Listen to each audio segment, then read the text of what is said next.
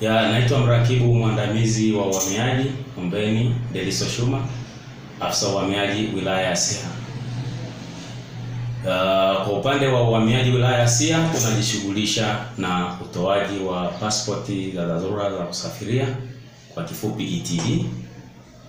Pia tunahudumia wananchi wanaofika katika ofisi ya uhamiaji wilaya ya Siha kwa ajili ya kujipatia huduma za vitambulisho vya taifa, kwa kifupi wanaita NIDA, ambazo kwa upande wa uhamiaji tunahoji na kujiridhisha uraia wa waombaji wa vitambulisho hivyo. Kama ni raia wa Tanzania, tunaidhinisha wapewe vitambulisho hivyo.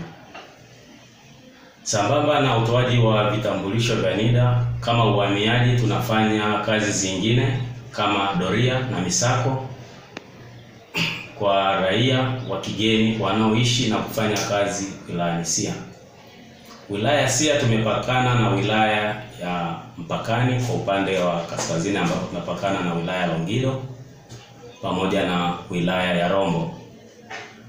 Wilaya hizi zimepakana na nchi jirani ya Kenya, na kwa upande wa Siha kuna barabara inayotokea Siha kuelekea Longido mpaka inafika Tarakea Rombo.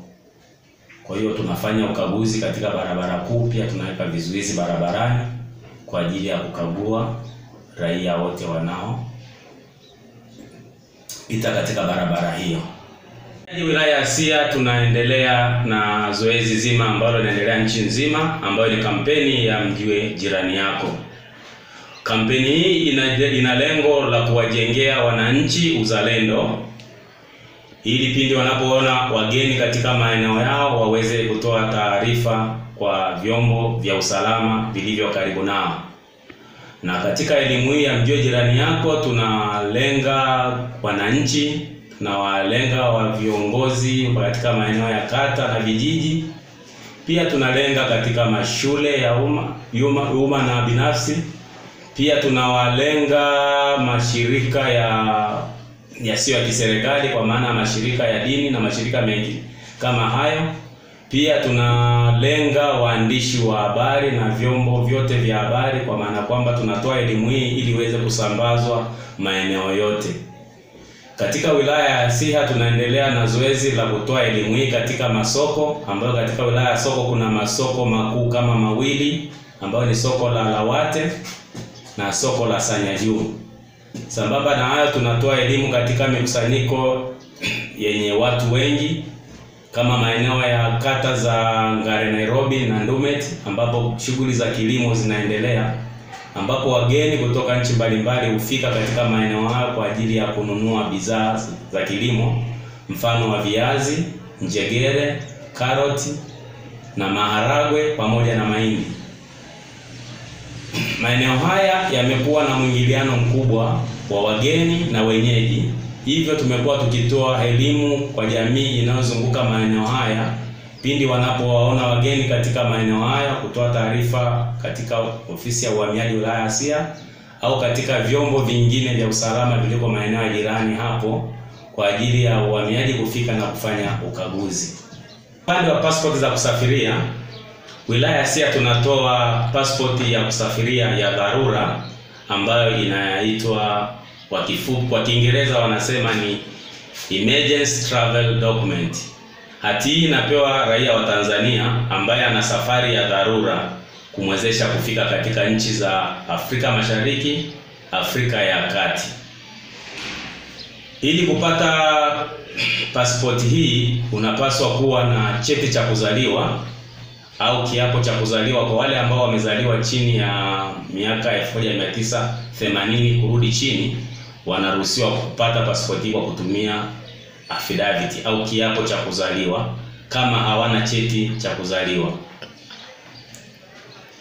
Hitaji la pili ni cheti cha mzazi au affidavit ya mmoja wa mzazi.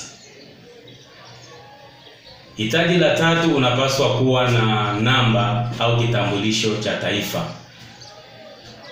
Hitaji la nne, unapaswa kuwa na ada kiasi cha shilingi 20,000 ambayo utapewa control number kuilipia au utatoa cash hapo ofisini. Sasa hivi serikali inafanya kazi kwa kutumia control number. Kwa hiyo mtu yoyote ambaye anahitaji huduma ya serikali akisha kuwa anakidhi kupewa passport hiyo, basi atatengenezewa control number na atalipa kwa kupitia control number. Pia maombi yanafanyika kupitia mtandao, ambapo utaingia katika mtandao wa idara ambao ni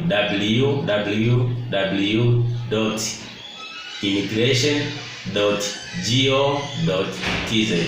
Ukishaingia pale utakuelekeza sehemu ambapo ni maombi ya pasipoti, na utachagua pasipoti ya dharura, ambao utajaza taarifa zako zote pale za wewe kuzaliwa, wapi ulizaliwa na wazazi wako walizaliwa wapi. Then utapata control number kwa ajili ya kulipia baada ya kufanya attachment ya vitu vinavyotakiwa vyote ambavyo nimevitaja hapo awali. Kwa hizi ni passport ambazo zinatolewa kwa raia yote wa Tanzania, ambazo muda wake ni miaka 10. Passport hii tofauti na ile ya awali, hii passport itakuwezesha kusafiri dunia nzima. Ile passport ya awali ambayo ni ya dharura inakuwezesha tu kusafiri kwa dharura katika hizi nchi za Afrika Mashariki na Afrika ya Kati tu. Lakini pasipoti kubwa utaweza kusafiri dunia nzima. Na pasipoti hii mahitaji yake hayatofautiani sana na ile ya dharura, ila hii inaongezeka, ada yake inakuwa ni 150,000.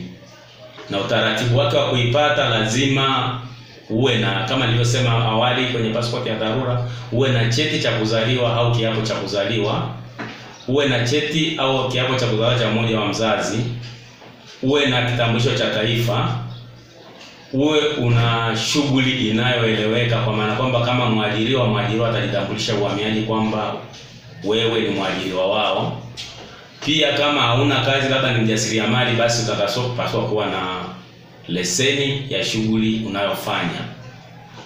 Na zaidi, baada ya kuwa na vigezo hivyo, utaingia kwenye website ya idara kama nilivyoelekeza mwanzoni, na utaona pale kuna sehemu inayokuongoza kujaza taarifa zako za maombi. Ukishamaliza kujaza zile taarifa, utaattach hizo attachment ambazo zinatakiwa, hivyo viambato ambavyo nilivitaja awali, na utaweza kulipia. Utapata control number online hapo, utalipia, utaprint hiyo form, then utaipeleka kwa mwanasheria ambaye atacertify document ambazo umeattach, na baadaye utakuja ofisi ya uhamiaji wilaya ya Siha kama tulivyofanya mwanzo kwamba tunakukagulia tu ile form, lakini ofisi ambayo inatoa ni ofisi ya uhamiaji mkoa, ambapo kuna mtambo mkubwa kwa ajili ya kuchukua fingerprint pamoja na picha kwa ajili ya process za passport, ambayo baadaye itatuma makao makuu, na baada ya siku 7 za kazi utapata passport yako. Uingiaji nchini umetawaliwa na sheria. Kuna sheria au kuna taratibu za kuingia nchini kwa mgeni.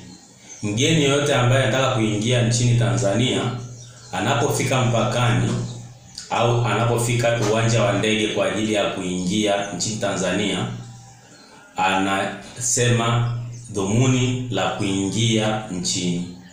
Na kama ni mtalii, basi atapewa kibali cha utalii cha kuingia nchini, kwa maana ya visa ya utalii. Na kama amekuja kufanya kazi, basi kuna taratibu za kuomba vibali vya kufanya kazi nchini. Kwa hiyo mgeni anapoingia nchini anapewa muda maalum wa kuishi nchini.